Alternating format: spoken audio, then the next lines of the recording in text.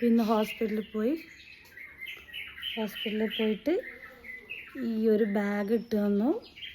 Finger അനക്കാൻ പറ്റുന്നില്ല കേട്ടോ. അപ്പം 3 ആഴ്ച റെസ്റ്റ് പറഞ്ഞിട്ടുണ്ട് കേട്ടോ. രാവിലെ മക്കൾക്ക് ഒന്നും ഉണ്ടാക്കാൻ പറ്റാത്ത ടെൻഷൻ. എൻ്റെ ജൈവക്കുട്ടീൻ്റെ മുടി 2 ഭാഗത്ത് വാരാൻ പറ്റായിട്ട് പിന്നി കെട്ടാൻ പറ്റായിട്ടുള്ള പെടാപ്പാടൽ. ആളാകെ കരച്ചിലും പിടിച്ചതായിരുന്നു.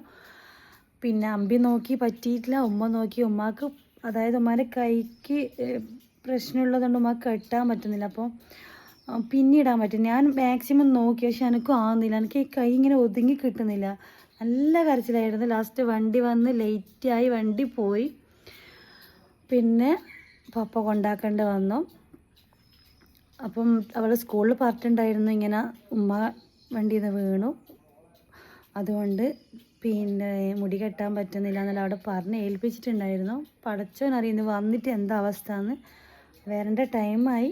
അതാ ഞാൻ വെയിറ്റ് ചെയ്തിട്ട് ഇരിക്കുന്നുണ്ട്. കാരണം കൈക്ക് എന്തെങ്കിലും പറ്റിക്കഴിഞ്ഞാൽ പിന്നെ ഒന്നും ചെയ്യാൻ പറ്റില്ല. പണി ഒന്നും എടുക്കാൻ പറ്റാണ്ട് 3 ആഴ്ച ജോലിക്ക് പോകാൻ പറ്റാത്ത സിറ്റുവേഷൻ കേട്ടോ.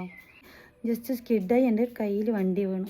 അത്ര മാത്രമേ എനിക്ക് ഓർമ്മയുള്ളൂ, വേറെ ഒന്നും ഓർമ്മയില്ല. ഇപ്പോൾ ഒരു ഓപ്പറേഷൻ കഴിഞ്ഞ് രാത്രി കിടന്നുറങ്ങാൻ പറ്റുന്നില്ല ഗൈസ്. വല്ലാത്ത വേദന ആയിരുന്നു. വേദന. ഇന്ന് പോയി ഒരു ഇഞ്ചക്ഷൻ അടിച്ചു. ഇവിടെയുണ്ട്.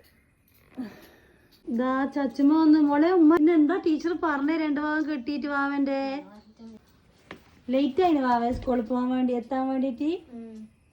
മിസ് എന്താ പറഞ്ഞത്? ഉമ്മക്ക് വയ്യാത്തോണ്ടാണ് മുടി കെട്ടാൻ പറ്റാത്തെന്ന് പറഞ്ഞിട്ടുണ്ടായിനാ.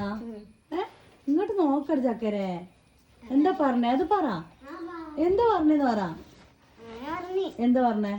ഉമ്മക്ക് വയ്യാത്തോണ്ട് അങ്ങനെ കെട്ടാത്തേ. അങ്ങനെ മിസ് എന്താ പറഞ്ഞേ? മിസ് കെട്ടിത്തരണോ ചേച്ചി. ആണോ? മാഷാഅല്ലാ. എന്നിട്ട് മോളെന്താ പറഞ്ഞേ? വേണ്ടെന്നാ.